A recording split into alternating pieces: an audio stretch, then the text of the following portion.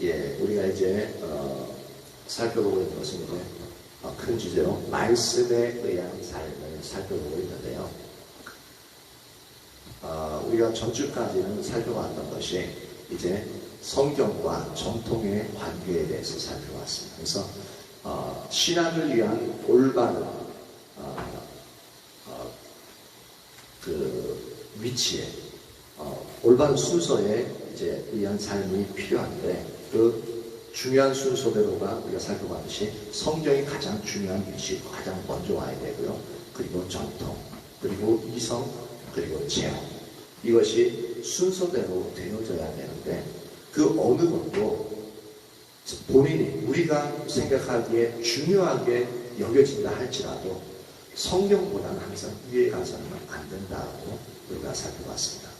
그래서 지난주까지는 성경과 전통과의 관계에 대해서 살펴봤고 이번 주부터는 살펴볼 것이 성경과 이성, 그래서 성경과 이성 간의 관계에 대해서 살펴보려고 합니다. 하나님에 관해서 올바로 아는 데 있어 또 하나의 중요한 요소는 뭐냐면 지금 말씀드린 이성입니다. 다시 말하면 합리적인 사고죠. 합리적인 사고. 우선 하나님은 합리적인 분이시다라는 것을 우리가 인식해야 됩니다. 그리고 우리에게 합리적인 사고를 주셨어요. 뿐만 아니라 이 기독교 진리, 우리가 배우고 우리가 추구하고 따라하는 이 기독교 진리는 합리적인 진리다라는 것입니다. 기독교를 세상의 일반 종교에 비교하기는 좀 그렇지만 그래도 이제 좀 기독교를 종교로 이제 여기고 있기 때문에 이제 표현한다면 기독교는 세상의 모든 종교 중에서 가장 합리적인 종교라고 할 수 있다는 겁니다. 왜냐하면 합리적인 그분이 우리에게 그분의 합리성을 따라서 말씀하셨기 때문에 여기서 합리적이라고 말하는 것은 당연히 하나님을 전제로 한 합리적인 것을 말하고 있습니다. 그래서 우리의 합리적인 사고는 하나님의 길을 발견하거나 또한 하나님의 뜻을 분별하는 것, 우리 신앙의 모든 면에서 아주 중요한 역할을 감당하고 있습니다. 그래서 첫 번째, 합리적인 사고가 성경 위로 가면 문제가 발생한다는 것이죠. 다시 말씀드립니다. 합리적인 사고가 중요하죠. 중요함에도 불구하고 그 합리적인 사고가 성경 위로 가면 문제가 발생합니다. 우리 신앙은 합리적이지만 하나님을 전제로 한 합리적인 사고를 해야 됨을 분명히 인식해야 됩니다. 그런데 우리 합리적인 사고가 우리 오늘날은 지성을 강조하기 때문에 이 합리적인 사고가 성경 위로 가면은 하나님을 전제로 하지 않는, 즉 하나님은 없는 합리적인 사고가 되어집니다. 이게 별거 아닌 것 같은데 우리가 어느 인식하지 못하는 순간에 이 일들이 일어나거든요. 그런데 우리가 이 부분을 갖다 정확하게 아는 부분이 필요합니다. 그래서 항상 우리의 합리적인 사고가 이 성경 위에, 하나님 말씀 위에 가지 않도록 그렇게 이제 우리가 항상 이제 인식하는 게 필요한데 이렇게 하나님을 전제로 하지 않는 합리적인 사고가 성경 위로 가게끔 되어지면 뭐냐면 하나님의 관점이 아닌 합리적인 사고의 관점에서 성경을 판단하고 분석하게 되어집니다. 이런 문제가 일어나요. 그 결과 어떤 결과가 일어나냐면 우리의 합리적인 사고에 맞는 것을 받아들여요. 당연하겠죠. 합리적인, 그건 뭐 충분히 가능해 라고 하는 걸 받아들여요. 근데 우리의 합리적인 사고에 맞지 않다라고 생각하는 것들은 버려버리는 거예요.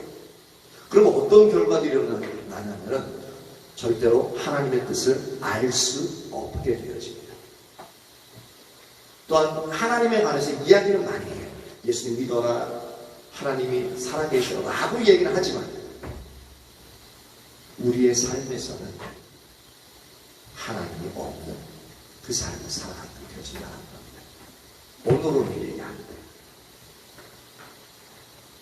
그래서 아까 합리적인 사고 성경 이루어가는 문제가 발생합니다. 첫 번째 큰 타이틀이었는데 그 밑에 작은 첫 번째 이성이 성경 이루어간 결과에 한 결과가 뭐냐면 자유주의 신앙이에요. 자유주의 신앙.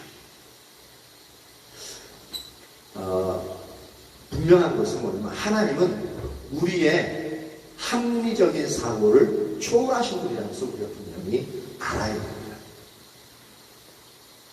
그런데 자유주의 신앙은 뭐냐면 하나님과 하나님의 모든 역사를 인간의 합리적인 사고의 잣대로 판단하고 그 사고에 맞지 않는 모든 것을 신화로 전락시켜버리는 것입니다. 이게 큰 문제가 되는 거예요. 신화로 전락시켜버려요. 그래서 남는 것은 그러다 보면 성경에 있어서 남는 것은 예수님의 몇 마디 윤리적인 가르침이 안 남는다는 겁니다. 그러니까 성경은 윤리 도덕적인 책만이 되어집니다. 물론 성경에 윤리 도덕적인 면이 없는 것은 아니죠. 근데 성경은 윤리 도덕을 위한 책이 아닙니다. 성경은 하나님의 뜻, 인간을 향한 하나님의 뜻, 그것을 표현한 것이 성경이고 하나님 그분 자신을 나타낸 것이 바로 성경입니다. 우리에게 윤리를 가르쳐주기 위해서 정책이 아니다라는 겁니다. 물론 윤리는 포함되어져 있지만 신학이 급속도로 자유화되어진 원인 중에 하나가 뭐냐면 이 신학이 일반 대학에서 하나의 과목으로서 가르쳐지기 시작하면서부터 자유주의 신학이 확산되어 버렸습니다. 왜냐하면 우리 일반 대학 과정에 있어서 가장 근본적인 이제 사고 체계가 뭐냐면 대학을 지식의 요람이라고 해요. 학문의 요람이라고 하는데 그 학문의 요람은 뭐냐면 합리적인 사고를 근본으로 하고 있습니다. 그래서 그 합리적인 사고, 과학적인 사고를 가지고 연구해보고 이제 따져보고 그러고 나서 우리가 그것을 받아들이고 또한 이제 그것을 이제 인정하는 그것이 바로 이제 대학 교육의 가장 근본인 합리적인 사고거든요. 그러다 보니까 그런 합리적인 사고를 가지고 성경을 분석해요. 그리고 그 합리적인 사고, 성경을 이해하려고 노력하면서부터 신학이 급속도로 자유화되어지기 시작했다는 겁니다. 그래서 성경에 의하면 이제 원래는 우리 인간이 하나님의 피조물이죠. 그렇죠? 성경이 그렇게 쓰고 있습니다. 그런데 이성이 성경 위로 가다 보니까 재밌는 게 뭐냐면 하나님이 인간의 피조물이 되어졌어요. 그래서 인간은 자기의 합리적인 사고에 맞는 소위 그들만의 하나님을 만들어내게 되어졌다는 겁니다. 이게 자유주의 신학의 폐해가 되어집니다. 그래서 재밌는 것은 자유주의 신학을 표방하는 신학교에서 그런 어떤 교수들이 신학을 가르치면서 특히 이제 출애굽할 때 이제 막 그런 이제 홍해를 건넌 그런 모든 부분들도 이제 실제로는 무릎 밖에 이제 이제 건넌 데가 무릎 높이 물에서 다 건너갔다라고 그렇게 얘기를 합니다. 그렇게 가르치니까 앞에서 교수가 그렇게 가르치니까 다들 그런가 보다 이제 그렇게 이제 받아들이고 그러니까 어떤 한 이제 신학생이 반론을 얘기했대요. 와 진짜 그러면 하나님은 살아계신 분이라고 놀라운 분이시라고 딱 이제 그렇게 얘기하는 거예요. 그러니까 다들 이제 그 학생한테 전부 다 눈이 쏠리겠죠. 그렇죠? 교수도 깜짝 놀라가지고 너 무슨 소리 하냐 그러더니 아니 성경에는 우리 무릎밖에 안 오는 그런 물에 깊이였는데 어떻게 거기서 그 모든 바로의 군대가 다 거기서 수장됐냐 접시물에 코박고 죽은 거냐 그게 하나님 위대한 거 아니야 하나님 살아계신다고 그랬다는 일화도 있습니다.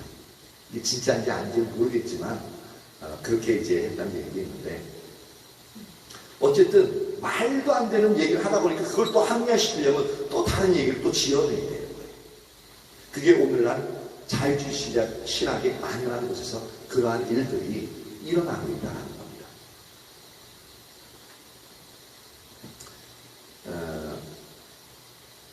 첫 번째, 두 번째 소제목, 합리적인 사고가 성경 위로 가면 주님을 따라갈 수 없다라는 겁니다. 다시요, 합리적인 사고가 성경 위로 가면 하나님을 따라갈 수 없어요. 우리는 이제 지금 자유주의 신학에 대해서 그건 이제 옳지 않다라고 이제 살펴봤는데, 이 합리적인 사고가 성경 위로 가는 문제는 자유주의 신학을 가진 사람들만의 문제가 아니라는 것을 우리가 알아야 됩니다. 우리처럼 보수신학, 즉 정통적인 신학을 가진 신앙을 말하고 있습니다. 이 보수신학. 그래서 하나님의 살아계심을 인정하고 모든 하나님의 역사를 인정하는 신학이에요. 올바른 신학이에요. 이런 보수신학을 가지고 있으면서도 합리적인 사고를 성경 위로 놓는 잘못을 범할 수 있다는 것을 우리는 알아야 됩니다. 그리고 그 경우에는 하나님의 뜻을 분별하여 하나님과 동행하는 삶을 살아가는 것은 절대 불가능합니다. 우리 알아듣기 쉽게 얘기하자면, 올바른 신학을, 정통주의적인 신학을 가지고 있어요. 그런데 하나님의 뜻을 분별하기 위해서는 이제 아까 전에도 합리적인 사고를 가지고 이것이 하나님 뜻인지 아닌지를 분별할 수 있다고 했죠. 근데 이 하나님의 뜻은 뭐냐면 하나님 크기의 일들을 말씀하셔요. 그렇죠. 우리가 할 수 있는 인간 크기, 우리의 합리적인 사고에 맞는 말씀만을 하시지 않는다는 거예요. 하나님은 항상 말씀하실 때 하나님 크기의 일들을 말씀하셔요. 그런데 합리적인 사고로 이것을 하나님 크기의 일들을 하나님 뜻을 분별하기 위해서 딱 쳐다보면 어떻게 되냐면, 이게 도대체 우리의 합리적인 사고는 도대체 이해가 안 되는 겁니다. 절대로 이해가 안 돼요. 왜냐하면 아까 전에 얘기했죠. 하나님은 우리의 합리적인 사고를 초월하신 분이라고 했죠. 그러니까 합리적인 사고를 가지고 하나님의 뜻을 절대로 분별해내지 못합니다. 그러니까 하나님과 동행하지 못하는 거죠. 순종하지 못해요. 실제로 한번 들으면은 여러분들이 이제 아플 때 가장 먼저 생각나는 사람이나 장소가 어디입니까? 약방. 예, 약방 나왔어요. 그리고 또 가장 먼저 생각나는 사람은 접니까? 왜 말씀을 안 하셔요? 그럼 제가 아니라 하나님이시구나. 근데 우리가 일반적으로요, 그렇지 않아요. 가장 먼저 감기인가? 그리고 가장 먼저 저기 약국 가서 감기약 좀 사먹어야겠다. 그 생각이 가장 먼저 들어요. 아니면은 저희가 이제 우리 사랑의 영광이니까 어렸을 때 막 열이 막 올라가 애니까, 그러니까 이게 애들 열 올라가면 되게 위험할 수 있잖아요. 그럼 가장 먼저 생각나는 데가 어딘 줄 아세요? 병원이에요. 병원 의사. 이제 정통적인 신학을 가지고 있음에도 불구하고 우리가 합리적으로 딱 아프게 되어지면 가장 먼저 생각나는 게, 가장 흔한 질병인데도 불구하고 감기가 가장 먼저 생각나는 게 약국이나 병원 의사예요. 하나님이 먼저 생각이 안 나요. 하나님 치료의 능력을 가지신 분인데, 그 약국의 약을 주신 분이고 의사를 길러내신 분인데, 치료자이신데 그분이 먼저 생각한다면 그분께 먼저 달려가지 않는다는 겁니다. 우리의 합리적인 사고는 하나님을 전제로 하는 것이 아니라 오직 하나님 없는, 하나님을 전제로 하지 않은 사고가 우리 가운데 팽배하다는 겁니다.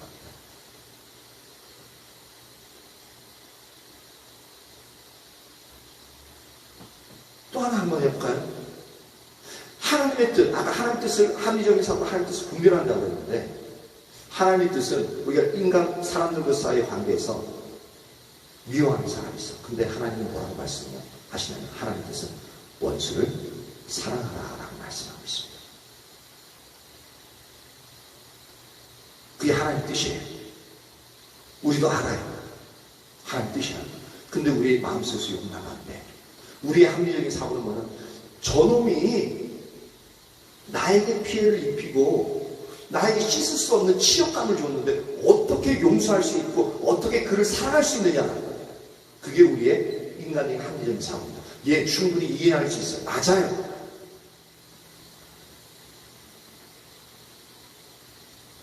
근데 우리의 합리적이고 이성적인 판단이 더 옳습니까? 아니면 하나님의 합리적인 사고, 그분의 뜻이 옳습니까? 분명히 우리는 배우고 우리는 알고 있기를 하나님의 말씀, 하나님의 뜻이 더 옳고 온전하다는 것을 우리는 알고 있습니다. 근데 우리의 합리적인 사고는 그것을 내려놓고 내 논리를 가지고 내 감정을 가지고 내 합리적인 사고를 가지고 그 모든 부분에 반응해 나갑니다. 그러니까 하나님과 동행할 수 없게끔 되어지는 거죠.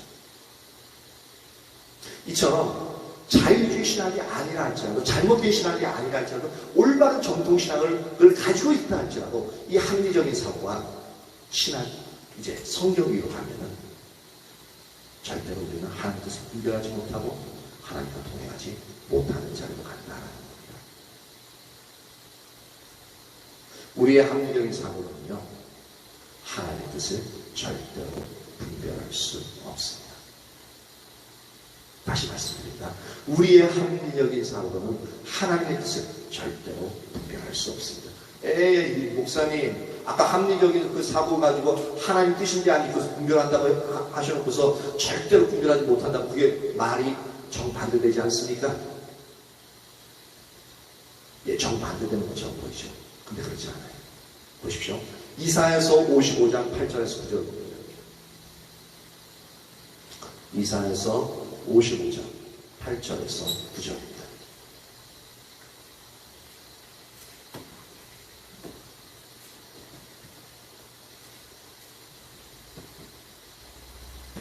이사야서 55장 8절에서 9절.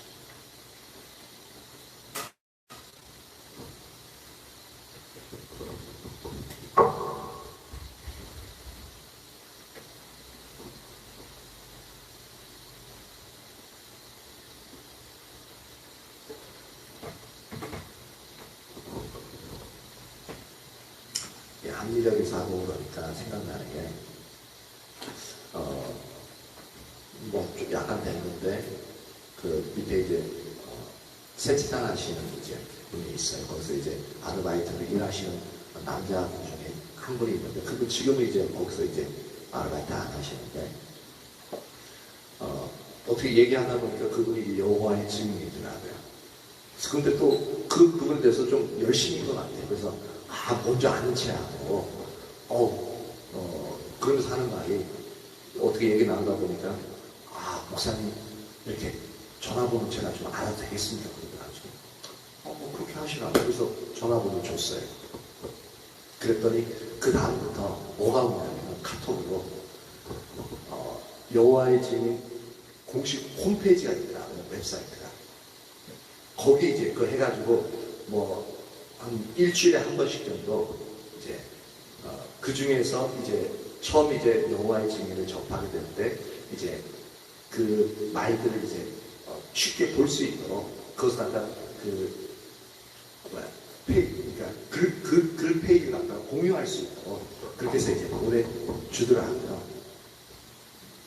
근데 그걸 보면서 제가 이제 그것을 한참 유심하게 보고 있으니까 제 아내가 그 교실이 뭐냐 그래서 저기 여호와의 증인 아니 이제 형제가 이제 보내줘서 보고 있다고 뭐 그런 걸 보냐고 빨리 지워버린다고 화를 내는 거에서 저도 화를 낼 수는 없어가지고 그냥 알았어 그냥 이렇게 말하는 거 그냥 봤거든요. 근데 저는 이제 그걸 보면서 다른 걸 몇 가지 더 봤어요. 뭐냐면 그들이 말하는 진짜 교리가 뭔가 그들이 예수님에 대해서 어떻게 생각하고 그들이 11조에 대해서 어떻게 생각하고 그들이 왜 피를 수혈을 받지 않는가, 그리고 그들이 왜 군대를 부인하는가, 그들은 안식일을 안 지킨다고 하는데 그러면 언제 예배를 드리는가, 그런 내용들을 제가 쭉 살펴봤거든요. 근데 살펴보면서 느껴지는 게 뭐냐면 그들이 보는 시각에 있어서 철저하게 합리적인 사고로 성경을 이해하고 있다는 것을 볼 수가 있었습니다. 그러니까 그들도 예수님으로 인한 구원을 믿어요. 전 그거 안 믿는 줄 알았거든요. 그 이름이 여호와의 증인이라고 해가지고 내가 되게 대충 이제 들은 겁니다. 여호와의 증인이라고 해가지고 이 사람도 구약의 율법에 한정되어진 사람이구나 한번 그렇게 생각했었어요. 근데 그게 아니더라고요. 예수님으로 인한 구원을 분명히 믿습니다. 근데 한 가지 더 있어요. 뭐냐면 예수님을 믿는 것만으로는 불충분해요. 그래서 왜냐하면 예수님을 믿으면 구원받는 건 맞다고 얘기해요. 근데 더 하나 얘기하는 게 예수님 구원을 두렵고 떨림으로 너희 구원을 이루어가라. 그래서 구원을 우리가 이루기 위해서는 모든 하나님의 말씀을 지켜야 된다고 표현하고 있습니다. 그래서 여기서 문제가 되는 게 뭐냐면 구원을 이루어가는 온전히 이루는 분은 우리가 이루는 게 아니라 하나님이 이루십니다. 구원의 완성자는 구원의 시작도 하나님이고 구원을 이루어가는 분도 하나님이고 구원의 완성자도 하나님이셔요. 근데 그분들이 이제 글귀에 적어놓은 걸 보면은 구원을 이루어가는 게 우리의 인간적인 노력, 즉 뭐냐면 율법을 지킴으로 말미암아 구원을 이룬다라고 그렇게 이제 가르치고 있다. 그러다 보니까 그 어느 누구보다도 율법을 지킴으로 말미암아 구원을 얻기 위해서 엄청나게 율법을 강조하게 되어지고 행위를 엄청나게 강조하게 되어집니다. 그래서 그것을 지키지 않으면 구원에 있어서 그래서 이제 그 율법에서 하나하나 이제 지키지 않으면 상당히 강하게 이제 징계가 나오고 그렇게 하는 부분 중에 하나가 그런 이유가 있는 거예요. 그러면서 보게 되어진 게 이 사람들이 보는 것은 어떤 것과 동일한 우리가 이제 예수 그리스도 십자가 그리고 우리가 이제 십자가에 거치는 것 할례를 이제 배우면서 예수님을 믿어도 할례를 받아야 아브라함의 복이 이제 전달되어지고 그래서 축복받는 삶을 살 수 있다라고 예수님을 믿어도 할례를 받지 않으면 아브라함 복을 받지 못한다라고 그렇게 가르치고 할례를 그래서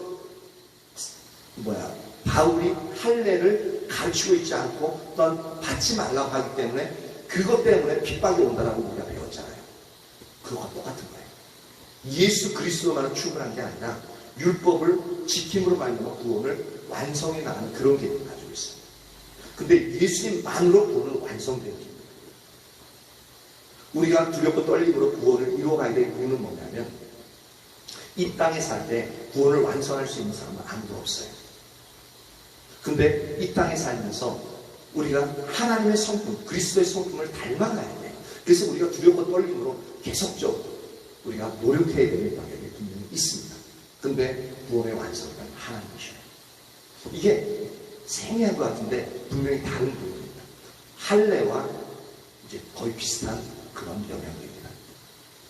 그래서 이런 부분도 보고 다른 부분들도 다 살펴보면서 상당히 인간적으로 합리적인 주장을 하고 있다는 것을 볼 수가 있었어요. 총 안 주고 군대에서 가서 이제 그런 부분도 많잖아요. 다 이제 나중에 시간이 있으니까 얘기 할 텐데 그런 점들을 이제 볼 수 있는데 그래서 그런 합리적인 이성이 성경 위로 가다 보니까 결국은 예수로 말미암아 구원을 얻는다고 해놓고서도 영 다른 방향으로 가게끔 돼요. 그래서 이란으로 정죄되어질 수밖에 없는 그 자리에 있구나를 이제 더 선명하게 볼 수 있게 되어졌는데 이사야서 55장 8절에서 9절 같이 읽습니다. 8절 9절 시작. 이는 내 생각이 너희 생각과 다르며 내 길은 너희의 길과 다릅니다. 여호와의 말씀입니다. 이는 하늘이 땅보다 높은 같이 내 길은 너희의 길보다 높으며 내 생각은 너희의 생각보다 높으니라. 그래서 8절에 보면은 내 생각은 뭐냐면 하나님의 의도와 의죠. 하나님의 뜻을 의미합니다. 그런 하나님의 의도와 의는 너희 생각과 다르다. 그러니까 우리 생각과 다르대요. 그리고 내 길은 즉 하나님의 의도와 의중을 이뤄가는 방법들이 있잖아요. 그 방법들은 너희의 길, 너희가 추구하는 그 방법과 완전히 다르대요. 근데 어느 정도로 다르냐면 9절에 보니까 하늘이 땅보다 높음 같이 다르대요. 이것을 우리는 우리나라 말로는 어떻게 합니까? 천지 차이. 천지 차이다.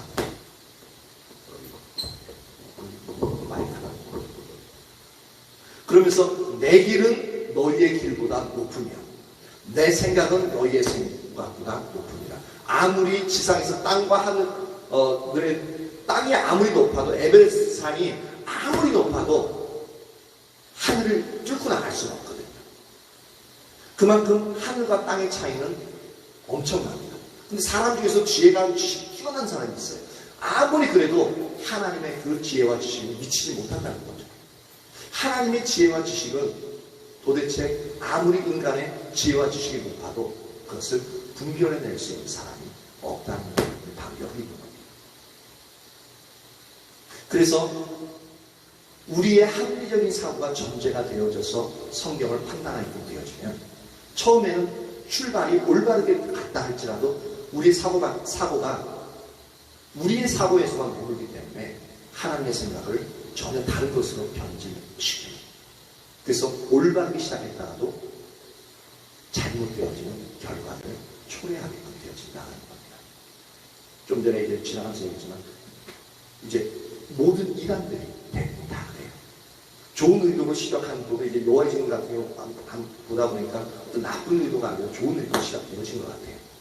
근데 다른 이단들은 특히 뭐 신천지나 하나님의 교회들은 자신들의 인간적인 교회를 합리화시키기 위해서 그 나쁜 의도죠. 더 나쁜 의도로 그렇게 되어졌던 거예요. 정통적인 신학을 가지고 있으면서도 우리가 그렇게 되어질 수 있음을 분명히 알아야 됩니다. 하나님의 생각과 그는 인간의 어떠한 지혜나 학문이나 지식을 가지고 절대로 할 수 없습니다. 그래서 고린도전서 2장 8절에서 10절에 보면 이렇게 얘기하고 있습니다. 이 지혜는 즉 예수님이 십자가에 달려 죽으심으로 말미암아 우리 인간들을 구원하신 이 지혜를 말하고 있습니다. 이 지혜는 이 세대의 통치자들이 한 사람도 알지 못하였나니 만일 알았더라면 영광의 주를 십자가에 못 박지 아니하였으리라. 맞죠? 그 지도자 중에 한 명을 알았으면 메시아를 그렇게 기다렸기 때문에 절대로 예수님을 십자가에 못 박는 데 동조하지 않았을 겁니다. 그리고 그것을 적극적으로 나갔을 겁니다. 근데 막는 사람이 없었어요. 그 공회의원이 바리새인 중에 한 사람이 있어서 니고데모가 있긴 있었지만 근데 그도 이제 다른 동료들이 걸릴까봐 예수님을 찾아왔는데도 밤에 찾아왔죠. 그리고 나중에 죽고 나서 향품 갖고 와서 예수님 몸에 넣었을 뿐이에요. 온전히 믿지 않는 거죠. 단지 그분을 갖다가 존경하는 자로서 그렇게 여기는 뿐입니다. 진짜 믿었다면 그 니고데모가요 낮에 왔을 거고요. 그 공회 중에서 막 그렇게 얘기하는데 절대로 안 된다. 자기 목숨을 걸고서 메시아를 그들이 그렇게 기다리는 메시아를 기다리면 절대로 그것을 이제 용납하지 않았을 겁니다. 근데 그건 그렇게 하지 못했어요. 믿지 않았던 겁니다. 알지 못했어요.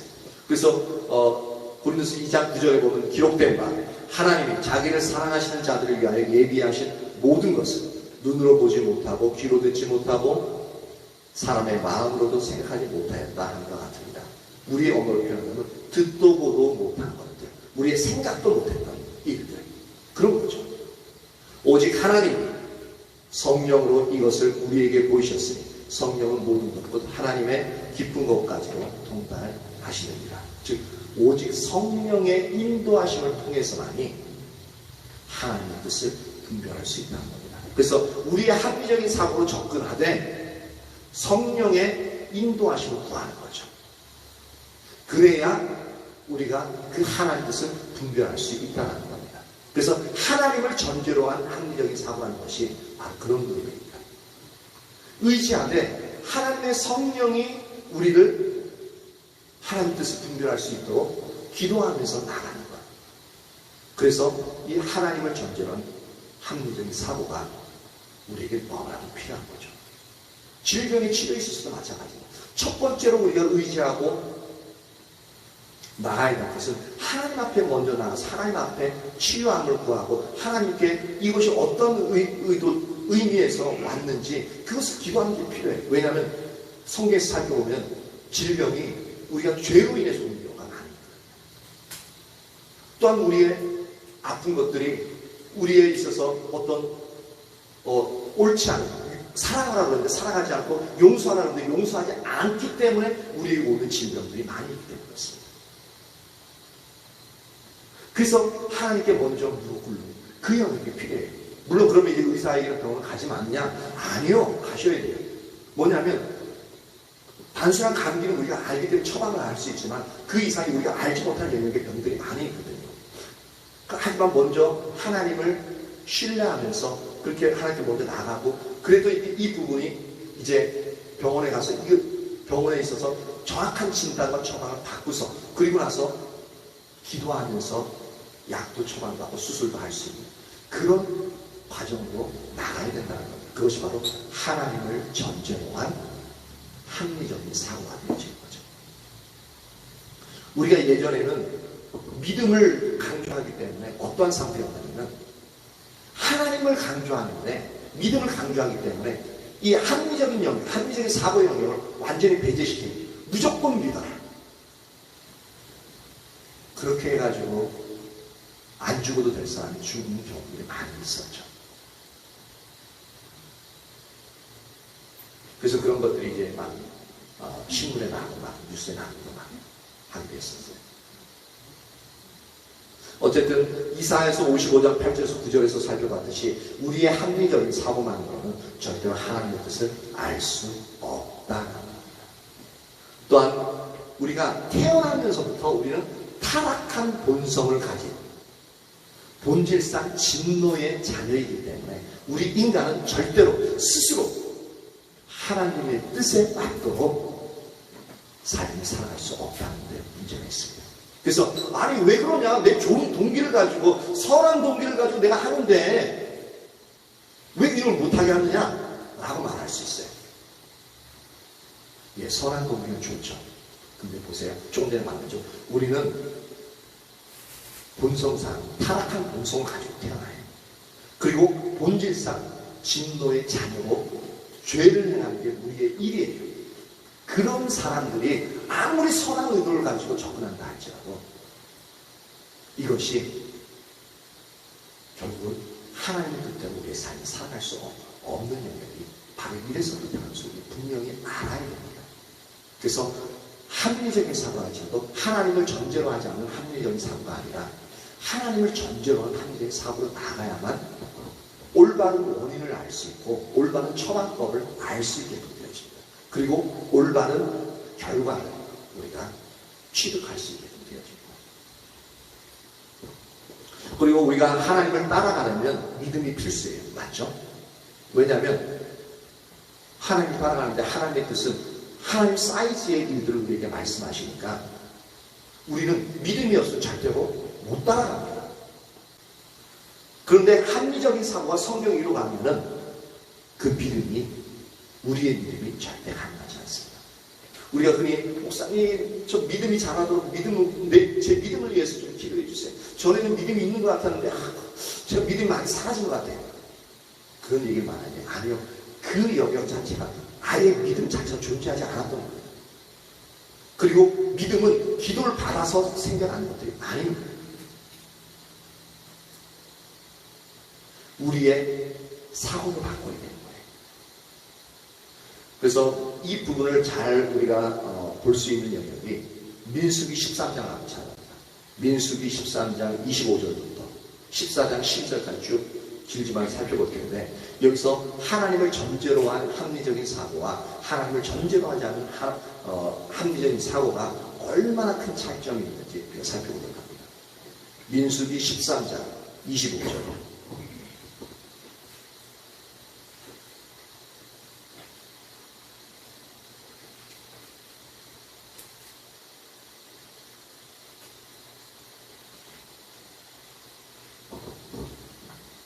민수기 13장 25절부터 14장 10절까지.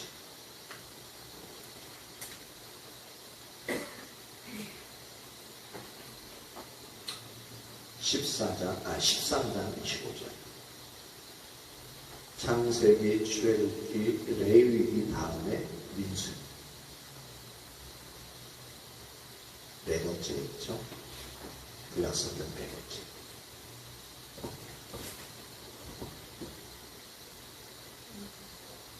13장 25절.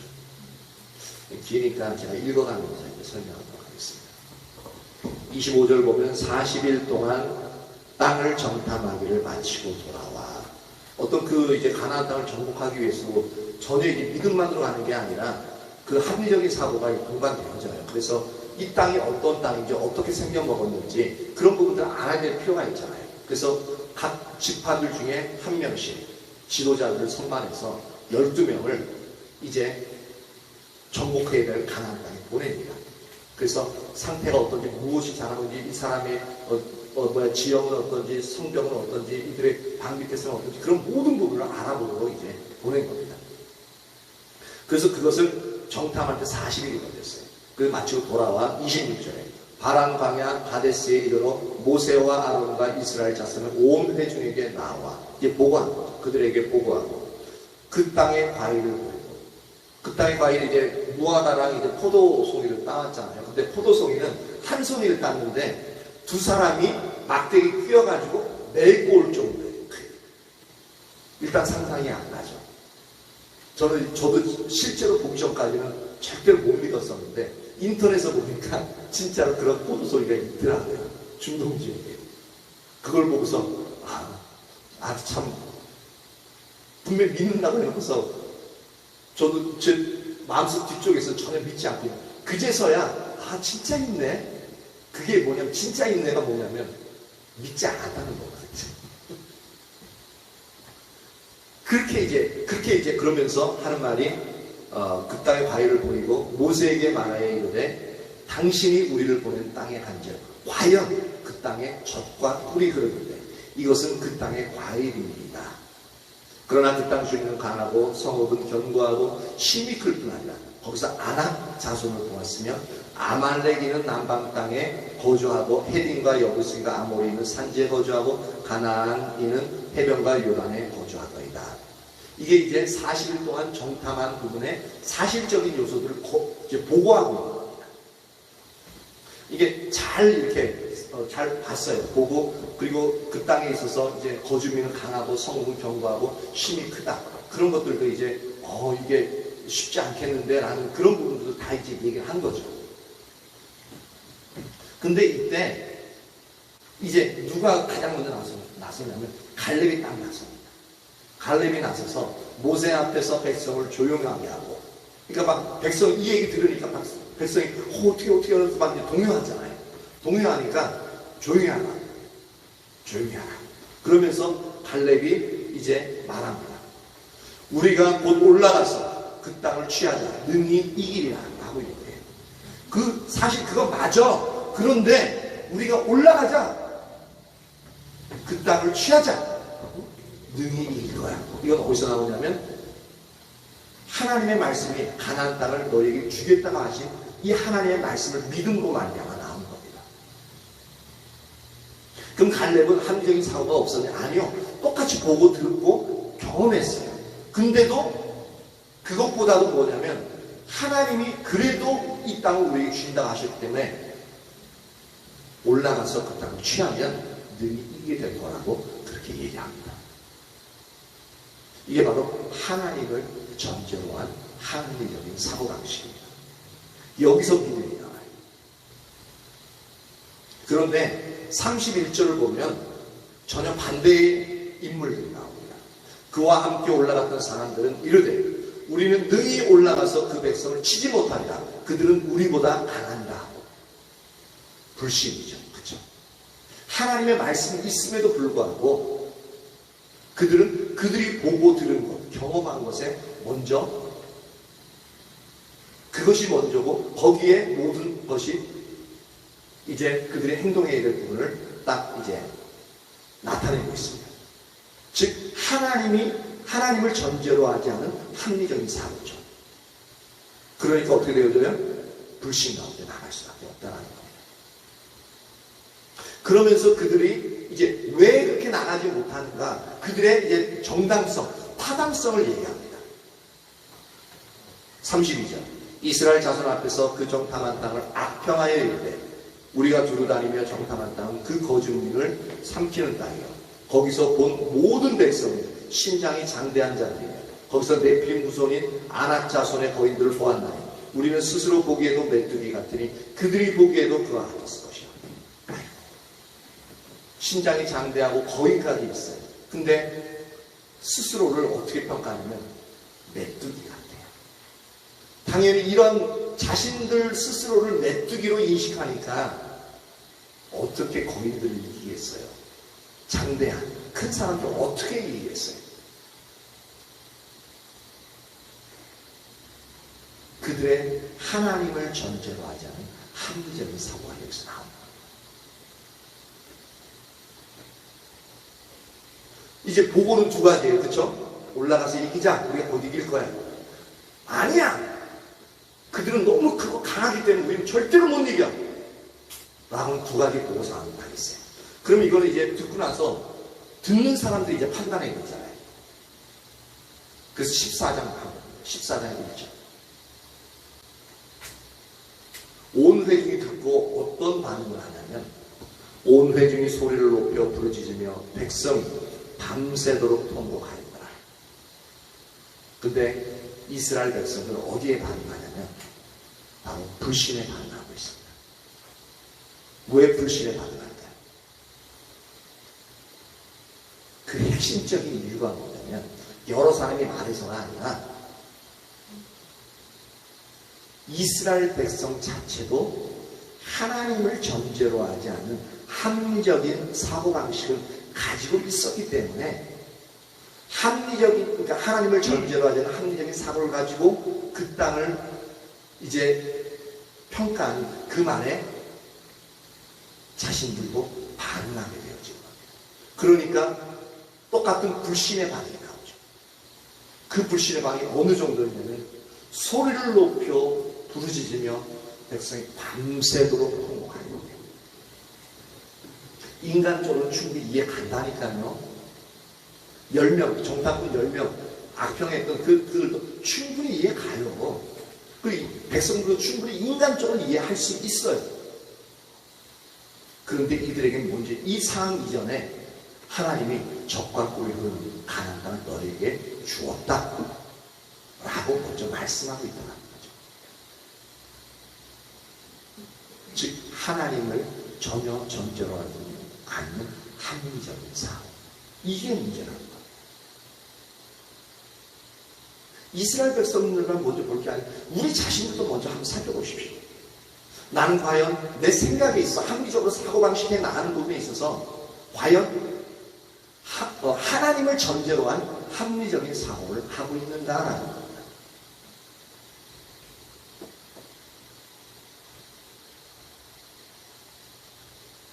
2절, 14장 2절. 이스라엘 자손이 다 모세와 아론을 원망하여 온 회중이 그들에게 이르되 우리가 애굽 땅에서 죽었거나 이 광야에서 죽었으면 좋았을 것을 어찌하여 우리가 여호와가 우리를 그 땅으로 인도하여 칼에 쓰러지게 하려 하는가. 우리 처자가 사로잡히니 애굽으로 돌아가는 것이 낫지 아니하랴. 이에 서로 말하되 우리가 한 지휘관을 세우고 애굽으로 돌아가자 하며. 보십시오. 이제 그 합리적인 사고를 받아들이니까, 불신을 받아들이니까 이제 그 다음에 그들이 어떻게 해야 될지 합리적인 처신의 방법이 딱 나타나죠. 그들을 이끌었던 모세와 아론을 원망, 하나님을 원망해요. 그리고 나서 우리는 다시 돌아가자는 겁니다. 그들이 해낼 수 있는 사고가 있었습니다. 근데 이때 또 두 사람이 튀어나옵니다. 6절. 그 땅을 정탐한 자 중 눈의 아들 여호수아와 여분네의 아들 갈렙이 자기들의 옷을 찢고 너무 원통한 거예요. 그러니까 그 원통하고 아니 이길 수 있는데 하나님이 말씀하셨는데 그것이 너무 그냥 속에서 확 올라오다 보니까 자기를 모르게 그 옷을 확 찢어버리는 거예요. 7절 이스라엘 자손의 온 회중에게 말하여 이르되 우리가 두루 다니며 정탐한 땅은 심히 아름다운 땅이라 인정하는 거예요. 8절 그러나 여호와께서 우리를 기뻐하시며 요 부분은 뭐냐? 여호와께서 우리를 기뻐하시면 이 조건을 다는 게 뭐냐면 여러분들이 들은 것, 그 상황 그 자체는 맞다 이겁니다. 맞다. 그들이 강하다. 그렇지만 여호와께서 우리를 기뻐하시면 이제 하나님을 전제로 하고 있죠. 여호와께서 우리를 기뻐하시면 우리를 그 땅으로 인도하여 들이시고 그 땅을 우리에게 주십니다. 이는 과연 적과 꿀이 흐르는 땅이니라. 다만 여호와를 거역하지는 말라. 또 그 땅 백성을 두려워하지 말라. 그들은 우리의 먹이라. 우리의 보호자는 그들에게서 떠났고 여호와는 우리와 함께 하시느니라. 그들을 두려워하지 말라. 여호수아와 갈렙은 백성을 향해서 외치는데 하나님을 전제로 한 합리적인 사고를 가지고 그들의 믿음을 통해서 이것을 외치고 있다는 겁니다.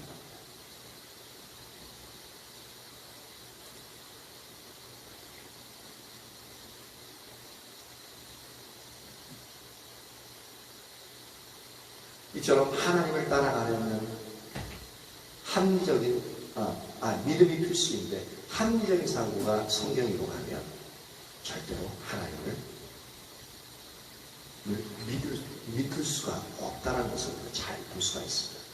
그러면은 이 합리적인 사고가 사고에 대해서 불신 가운데 있게 되어질 때 하나님의 반응이 어떠한가 한번 살펴봅니다. 11절 여호와께서 모세에게 이르시되 이 백성이 어느 때까지 나를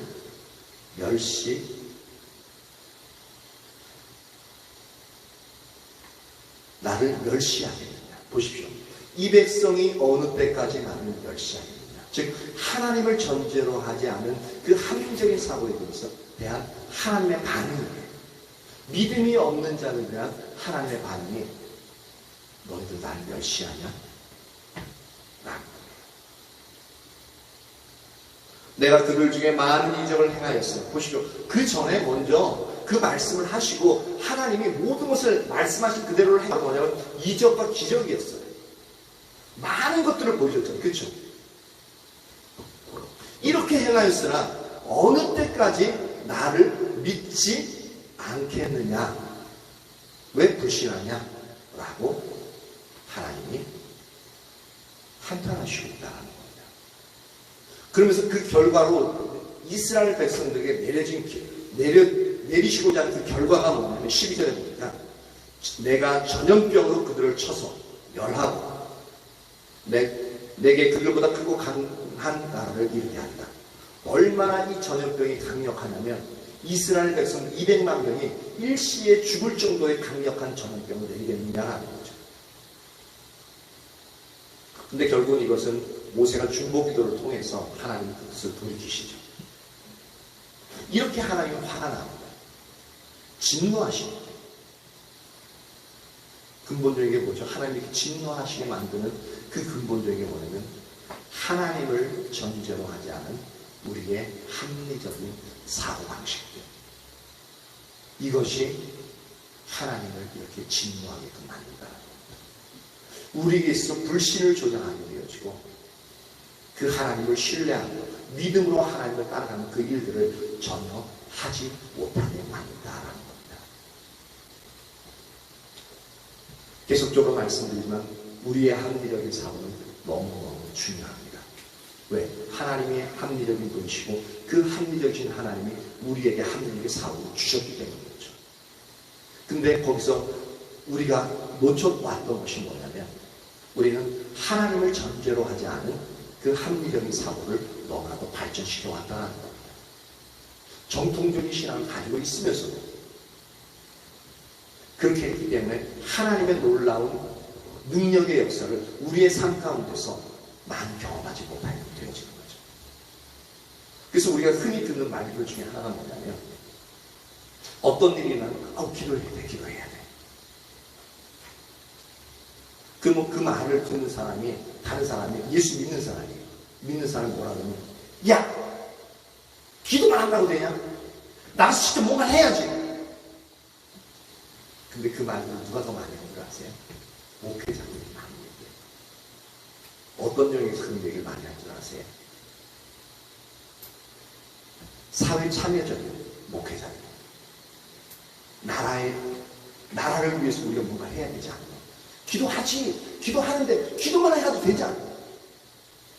직접 나가야지. 행동을 주십시오.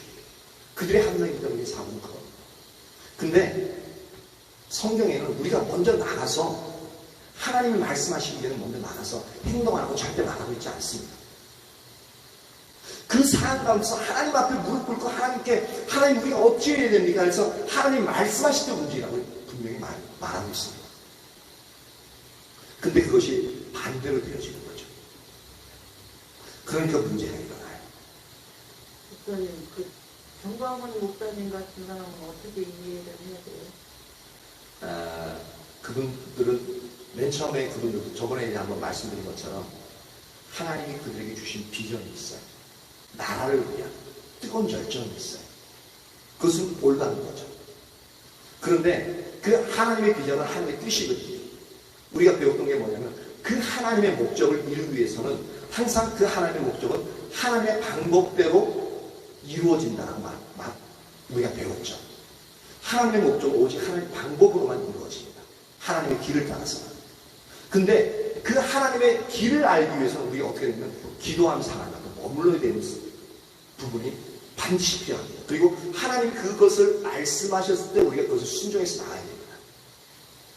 그러면 그 일에 대해서 하나님이 뒷받침하셔요. 우리가 너무너무 애쓰지 않아도 하나님이 우리가 그걸 순종하는 그 상황에서 하나님의 영광이 나타나면서 하나님 그 일들을 행하십니다.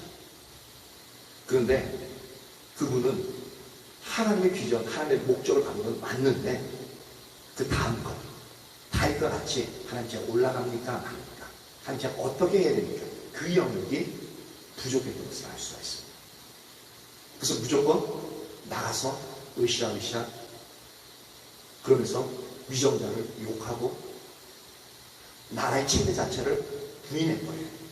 근데 성경에 보면 위정자를 욕하는 것을 허락하지 않고 있습니다.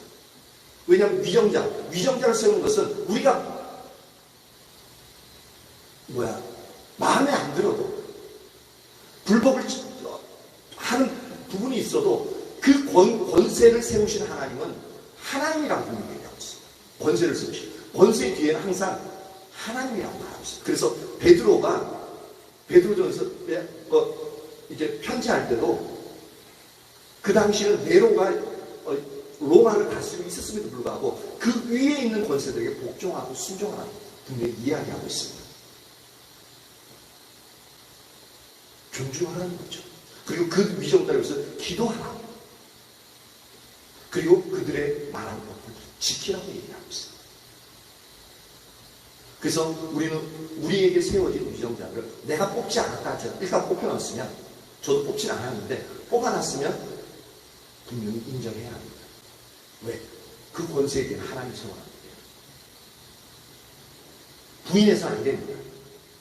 그리고 우리가 해야 될 부분은 합리적인 방법을 해야 됩니다.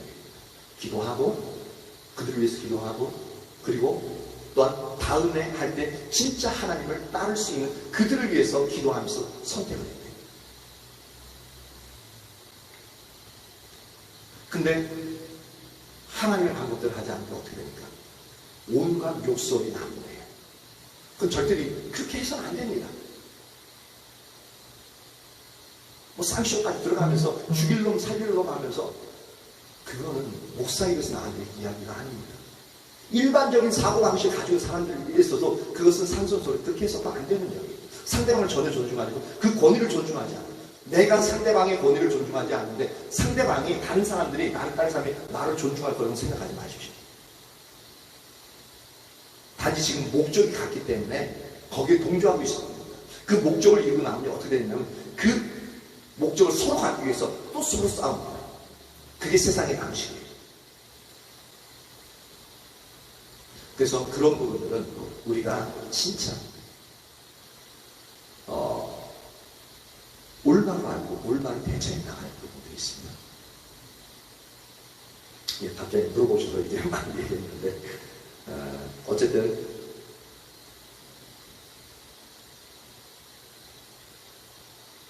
그러니까 거기에도 하나님을 전제로 하지 않는 합리적인 사고가 앞에 나타나요. 근데 그들은 그걸 몰라요. 왜냐하면 합리적인 사고가 우리의 눈을 가리기 때문에 그렇습니다.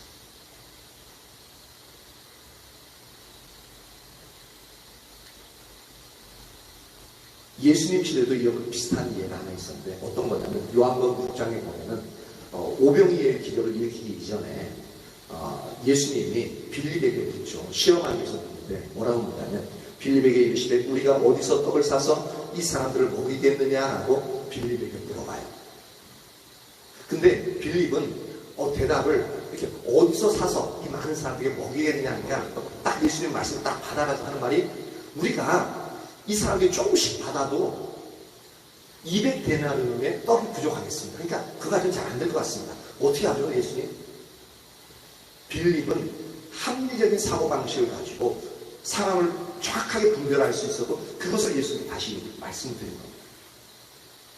근데 빌립이 이렇게 예수님께 말씀드릴 수밖에 없던 이유 중에 하나가 뭐냐면 두 가지 이유가 있어요. 첫 번째는 예수님이 빌립을 시험하기 위해서 묻는 질문의 방식이 뭐냐면 하나님의 방식이 아니라 인간적인 방식, 합리적인 사고방식으로 물었습니다. 뭐냐면 어떻게 물었냐면 우리가 어디서 떡을 사서 이 사람들에게 먹이게 해야 돼요. 그러니까 당연히 빌립은 조금씩 받아도 200대는 떡이 부족합니다. 그러니까 어떻게 합니까? 라고 대답할 수밖에 없는 상황이었다는 거죠. 그런데 이것은 의도가 예수님은 시험하기 위해서 그런다고 했죠. 그리고 어떻게 해야 할지를 분명히 친히 아시고 있었습니다. 예수님의 진짜 마음은 뭐냐면 빌립이 어떻게 반응하기를 원하셨냐면 만약에 이 말을 했다고 그래요. 빌립이 각 사람 조금씩 받게 할지라도 200데나리온 떡이 부족합니다. 근데 우리는 돈이 없습니다. 라고 이게 합리적인 사고죠. 그런데 주님은 모든 것이 가능하신 모든 이적을 행하셨던 분이니까 예수님 당신께서 이 부분을 어떻게 해야 할지 당신이 알고 계십니다. 그리고 당신의 능력으로 이 무리들을 먹일 수 있을 것입니다. 라는 하나님을 전제로 하는 그 합리적인 사고를 원하셨다는 거예요. 근데 빌립은 그 부분에서 탈락했죠. 이스라엘 백성들도 가데스 바네에서 이렇게 믿음으로 반응하는 부분에 탈락했죠. 그래서 그들은 40년 동안 그 광야에서 다 일세대들이 다 죽는 하나님께 약속되어진 가나안 땅을 받지 못하고 버린다는 상황이 일어나게 되었죠. 그리고 그 자손들이 나중에 그 영역들을 성취하게 되었습니다. 이처럼 합리적인 사고는 우리에게 반드시 필요한 부분이지만 이 영역이 하나님을 전제로 하지 않는 합리적인 사고로 우리가 접근하게 되어지면 하나님을 진노하시냐 그리고 우리가 그분을 신뢰함으로써 그분을 따라가지 못하는 그러한 자리에 이르게 된다는 겁니다. 이게 상당히 무서운 거죠. 그래서 하지만 이 부분에서 우리에게서 이런 위험성이 있다는 것을 분명히 인식하셔야 됩니다. 인식하시고 우리는 어떻게 나가면 하나님을 전제로 하는 합리적인 삶 무조건 맹신하지도 말고요. 왜 이런가를 따져봐야 돼요. 따져보는데 근데 하나님 왜 이렇게 하셨을까? 그렇게 하면 성경의 원리 그리고 하나님의 관점으로 우리가 실제 삶에서 모든 상황들을 하나님의 관점으로 볼 수 있는 능력이 우리에게 부어집니다. 그러면 하나님의 관점으로 볼 수 있는 능력이 부어지면 어떻게 됩니까? 하나님의 뜻을 분별할 수 있게끔 되어지고 하나님의 길들을 찾아낼 수 있다는 겁니다. 저와 여러분 모두가 이 은혜 가운데 나아갈 수 있기를 예수님의 이름으로 축복합니다. 네, 사랑이 나오고요.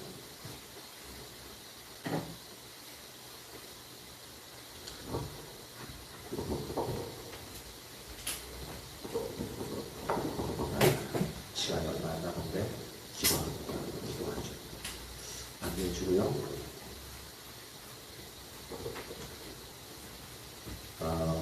기도할 것은 하나님이 우리에게 진정 너무나도 귀한 하나님의 형상을 닮아서 형상대로 우리가 만들어졌기 때문에 합리적인 모습을 가질 수 있게 되어집니다.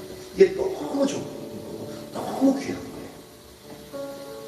그런데 이것이 하나님을 전제로 하지 않고, 그러니까 우리 영적인 눈이 가리다 보니까 하나님 보이지 않아서 합리적인 사고만 남았어요. 우리에게 있어 우리의 삶 가운데 이런 것들이 얼마나 많죠. 그래서 하나님 우리의 눈을 열어 하나님을 전제로 하지 않는 그 합리적인 사고방식들 하나님 성령이 보게 해달라. 그리고 그 비춰지는 모든 일들을 회개하시고 하나님 우리에게 모든 영에서 하나님을 전제로 한 합리적인 사고를 가질 수 있고, 그래서 하나님을 신뢰하는 믿음을 가지고 하나님과 동행하는 삶을 살아갈 수 있고 그 은혜를 부어달라고 기도합니다. 할렐루야. 살아계신 하나님 감사와 찬양을 올려드립니다.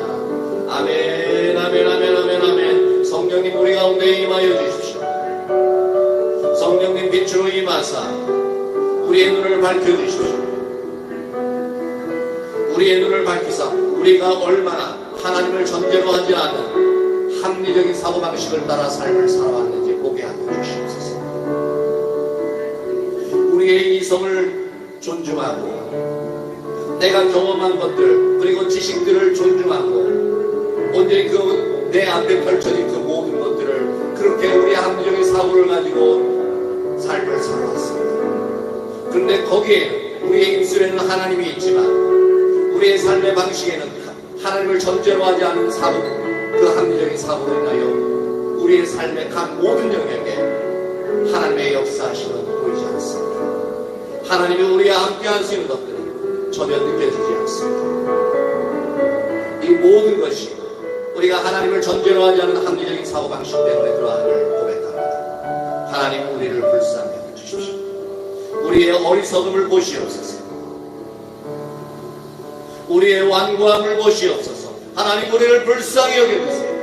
우리의 눈을 열어주세요. 우리의 눈을 여시사 오직 하나님을 바라보게 하시고 하나님이 우리에게 주신 그 합리적인 아버지 사고를 온전히 주님을 바라보고 주님을 온전히 사모함으로 주님을 신뢰함으로 말미암아 그렇게 주님을 따라 나갈 수 있도록 우리에게 그 은혜를 부어주시길 간절히 소망합니다. 아멘. 성령님 더 임하세요. 한 분 한 분들을 예수님의 이름으로 축복합니다. 아멘, 아멘, 아멘, 아멘. 주님.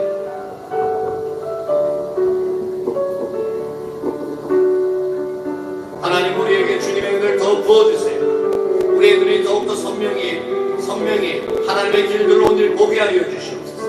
하나님의 의도가 우리의 눈에 선명히 보여지게 하시옵소서. 우리가 다시는 하나님을 전제로 하지 않는 합리적인 사고를 따르지 아니하고 오직 하나님을 전제로 한 그 합리적인 사고방식을 따라 주님을 신뢰하고 주님을 믿음으로 주님과 동행하는 삶을 살아갈 수 있도록 우리에게 그 은혜를 부어주시길 간절히 소망합니다. 아멘.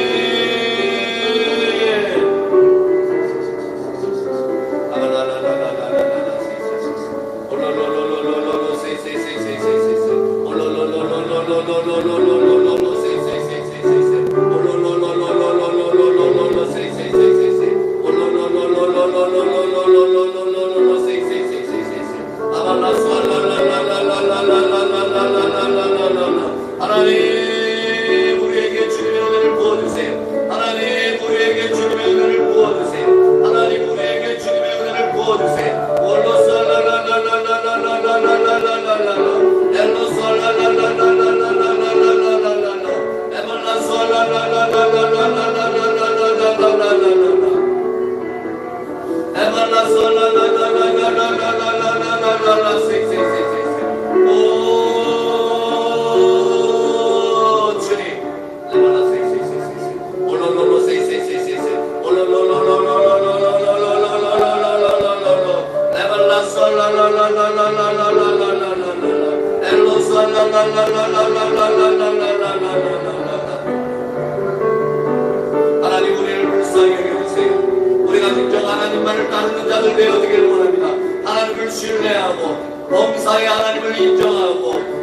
하나님을 따르며 하나님의 말씀을 부여잡고 우리의 삶 가운데서 그렇게 한 걸음 한 걸음 주님을 따라가길 원합니다. 아우리 주님, 우리의 눈을 여시사 온전히 주님의 인도하심을 선명히 보게 하여 주시옵소서. 하나님의 기준들을 선명히 보게 하여 주시옵소서. 영적인 아버지, 분별적인 성령의 아버지 우리에게 부어줘서 우리 눈에 보이지 않지만 역사하신 하나님을 우리가 인식할 수 있게 하시고 그 하나님을 전제로 우리의 삶을 살아가게 하시고 하나님이 이끌어가시는 그 삶을 살아갈 수 있도록 인도하여 주시길 간절히 소망합니다. 아멘. 주님의 사랑하시는 자들 한 분 한 분들을 예수님으로 축복합니다. 주님의 성령으로 충만케 하시옵소서. 이 시간 하나님의 성령이 인식되어지게 하시고 그 심령 가운데 하나님을 온전히 인정하고 하나님을 따르겠다는 하나님의 결단을 아버지 내리게 하시고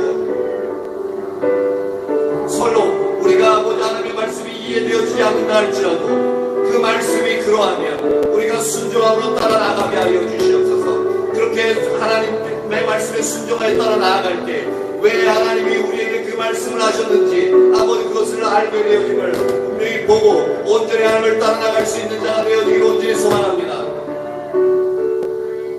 주님 우리에게 임하시옵소서. 주님 우리에게 임하시옵소서. 우리 한 사람 한 사람에게 주님의 성령여 임하시옵소서. 주님이여 임하시옵소서. 우리를 붙들어 주십시오.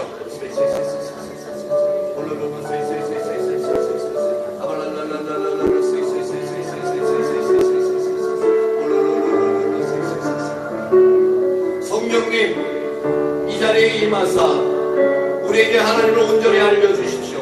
그래야 우리가 그 하나님을 알므로 말미암아 우리의 심령 가운데 더욱더 하나님을 신뢰하는 믿음이 자라날 수 있도록 인도하여 주십시오. 주님께서 우리에게 당신을 알리시지 아니하시면 어찌 우리의 믿음이 자라날 수 있겠습니까? 하나님 당신을 알려주십시오. 우리가 실제 삶에서 살아계신 그 하나님을 아버지 경험함으로 우리가 아버지 그 경험으로 하나님을 더 알고 그 하나님을 신뢰하고 하나님이 인도하시는 삶을 살아갈 수 있게 하여 주시옵소서. 하나님이 임하세요. 임하세요. 하나님 당신이 우리를 붙잡으셔야 우리가 실제 삶에서 승리할 수 있겠습니다. 실제 삶에서 주님만을 의지하여 나아갈 수 있겠습니다. 하오니 주님 우리에게 그 은혜를 부어주세요. 우리에게 그 은혜를 부어주세요. 우리를 이대로 내어버리지 마시옵소서. 우리를 고아와 같이 하나님의 우리를 이대로 내어버리지 마시옵소서. 우리를 붙잡으소서. 우리를 아버지 하나님의 자녀로 만드셨사오니 우리 항상 함께 하시고 우리의 길들을 인도하시고 우리를 도우사 하나님 당신을 알게 하시고 하나님 당신을 따르게 하여 주시옵소서. 아멘 아멘 아멘 아멘 아멘. 우리가 주님을 사랑합니다. 우리가 주님을 사랑합니다. 우리가 주님을 사랑합니다. 우리의 아버지 주님을 향한 그 사랑이 날마다 더욱더 성숙되어지고 더욱더 자라나기를 원합니다. 그 사랑으로 인하여서 우리의 심령이 회복되어지게 하시고 주님을 온전히 의지하여 나아감으로 말미암아 우리의 육체 또한 아버지 회복되어지게 하시고 우리의 죽은 영혼들이 살아나는 놀라운 은혜의 역사가 아버지 임하게 하여 주시기를 소망합니다. 임하세요. 임하세요. 임하세요. 우리를 통해서 역사하세요. 하나님의 우리를 통해서 역사하세요. 하나님의 영광을 우리를 통해서 드러내시옵소서. 아멘 아멘 아멘. 우리를 통해서 예수님을 모르는 자들이 하나님을 알지 못한 자들이 우리 삶 속에서 나타나는 하나님의 영광을 통하여서 그들의 하나님의 영광을 볼 수 있게 하여 주시옵소서. 하나님 그러하기 위해서 주님 우리와 함께 하셔야겠습니다. 주님이 우리의 눈을 열어주셔야겠습니다. 주님이 우리와 함께 하셔야겠습니다. 하나님 그 은혜를 우리에게 부어주세요. 우리에게 그 은혜를 부어주세요. 우리에게 주인 당신이 필요합니다.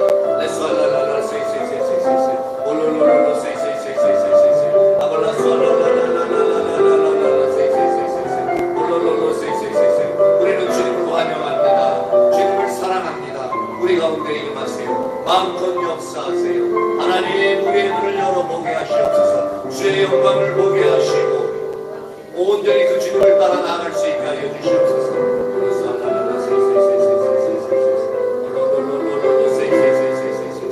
아멘 아멘 아멘 아멘 아멘 아멘 아멘.